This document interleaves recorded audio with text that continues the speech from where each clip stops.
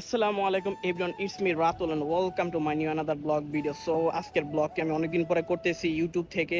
আর আজকে হলো আমি একটা মোবাইল কিনতে যাচ্ছি আপনাদের জন্য। আমি ভিডিও মেক করে আইফোন 12 দিয়ে, কিন্তু আমার মতে আরেকটু বেটার ভিডিও দরকার আপনাদের জন্য। আর আপনারা আমাকে সাপোর্ট করবেন, এই জন্য আমি আজকে যাচ্ছি হলো আইফোন 14 কিনতে।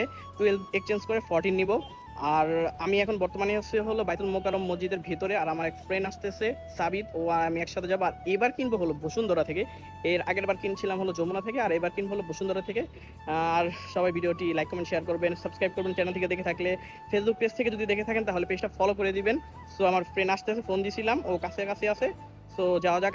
আজকে প্রচন্ড রোদ উঠেছে, আপনারা দেখতেই পাচ্ছেন। অবশেষে আমার বন্ধু এসে পড়লো, ফোন দিয়েছে আমাকে।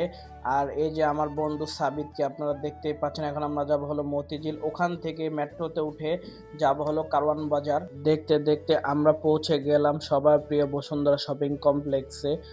আর আমরা এখন ভাবতেছি যে বেসমেন্ট 1-এ যাব না 2-এ যাব। আর এই যে বসুন্ধরার ভিতর আমরা প্রবেশ করেছি। আর এখন সাবিত আর আমি ডিসিশন নিলাম যে আমরা বেসমেন্ট 2-এ যাব মোবাইল দেখার জন্য। এই যে আমরা এখন আসি হলো বেসমেন্ট 2-এ। বেসমেন্ট 2-তে আমরা অনেক দোকানই দেখলাম, আর এরপরে এসে বললাম বেসমেন্ট 1-এ ফোন এক্সচেঞ্জ। আর এই দোকান থেকে আমার আগের ফোনটাই যে আপনারা দেখতে পাচ্ছেন আইফোন 12, এই ফোনটা ভালো একটা প্রাইস দেয়। আর এই যে আইফোন 14, এটারও প্রাইস একটু তুলনামূলক কম রেখেছে তারা। আর তারা এটার দাম রেখেছে হলো 51,000 টাকা।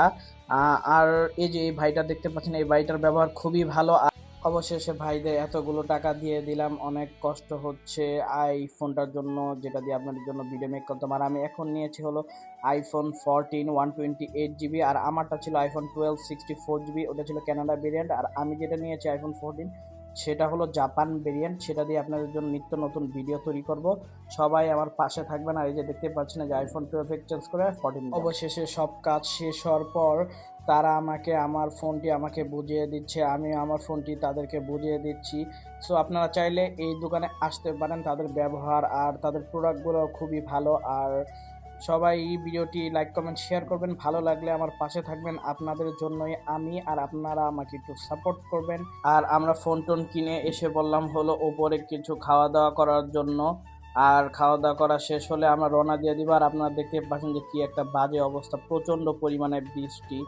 আর আমরা আর কি করার, এই বৃষ্টিতে ভিজে ভিজে বাসায় যেতে হচ্ছে। যে দেখতে পাচ্ছেন কি পরিমাণে বৃষ্টি পড়তেছে, আমার ফ্রেন্ড আর আমি পুরোপুরি ভিজে গিয়েছি।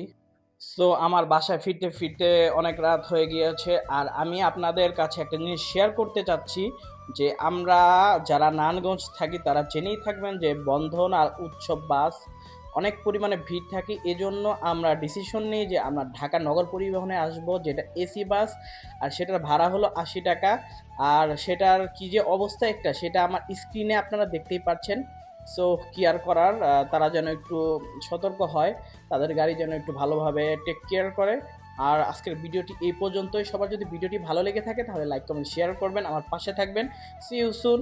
আসসালামু আলাইকুম।